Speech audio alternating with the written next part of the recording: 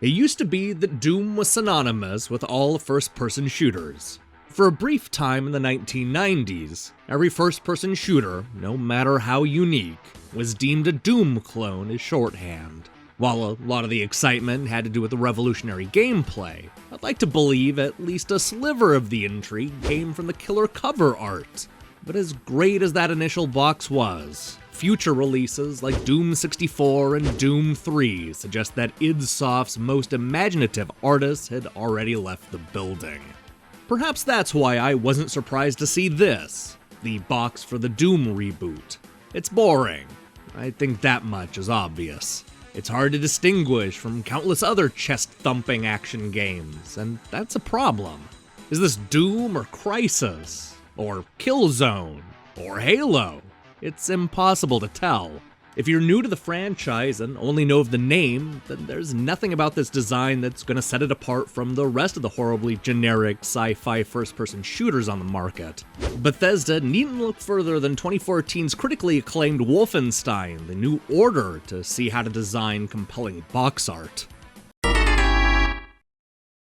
For a while in the 1990s, it seemed like everybody was into prehistoric times. Jurassic Park was a huge hit at the box office, and we saw countless games starring dim-witted cavemen, including Bonk's Adventure, Joe and Mac, Chuck Rock, and Caveman games. But instead of evolving through the years, these Neanderthal heroes were destined for extinction. But with Jurassic World making dinosaurs hip again, and the upcoming release of Cry Primal, maybe prehistoric times are about to make a comeback. This Cry Primal box art is a great start. There's an enormous woolly mammoth front and center, as to remind you that you're not at the top of the food chain. There are no guns or explosions, just a guy with a flaming spear. We don't even get to see our hero's face, making this box all about the treacherous world. I like how much detail they've managed to cram into the background. It's full of warring factions and uninhabitable terrain.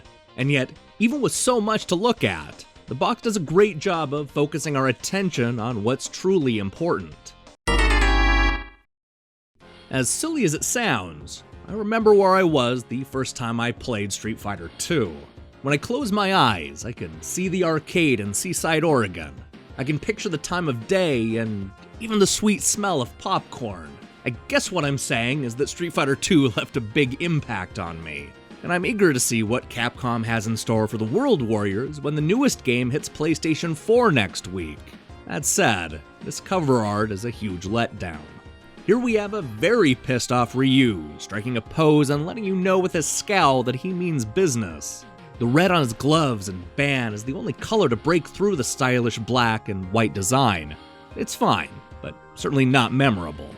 It's yet another cover where our hero stands front and center, not unlike what we saw with the Doom box. This is better than what Bethesda's come up with, but not by much. This doesn't convey what makes the sequel new or better.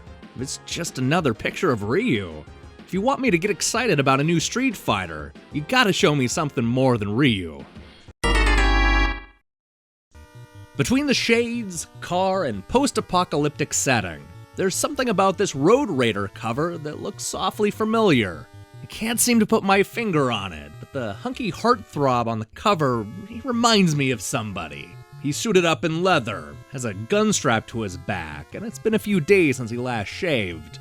Best of all, he drives a sporty car specifically designed for this brand new future world. It's armored and equipped with tire-shredding spikes, ready to drive down the Fury Road. Forget it, I'm done trying to figure out what Road Raider reminds me of. There's simply too many amazing details to talk about, like that car being launched into orbit for some reason. I'm also curious why only the tops of the buildings have been damaged by the war. Is it possible that only the people above the 10th floor were killed? And wouldn't a red sports car be easy to spot and a liability in this post-apocalyptic setting? And what's with that title anyway? Road Raider? This guy doesn't look anything like a raider. Call me crazy. With the spikes and multiple guns, this guy looks more like a warrior. Almost like a road warrior. Yeah, that's what they should have called this game. The Road Warrior. Wonder if that name's still available.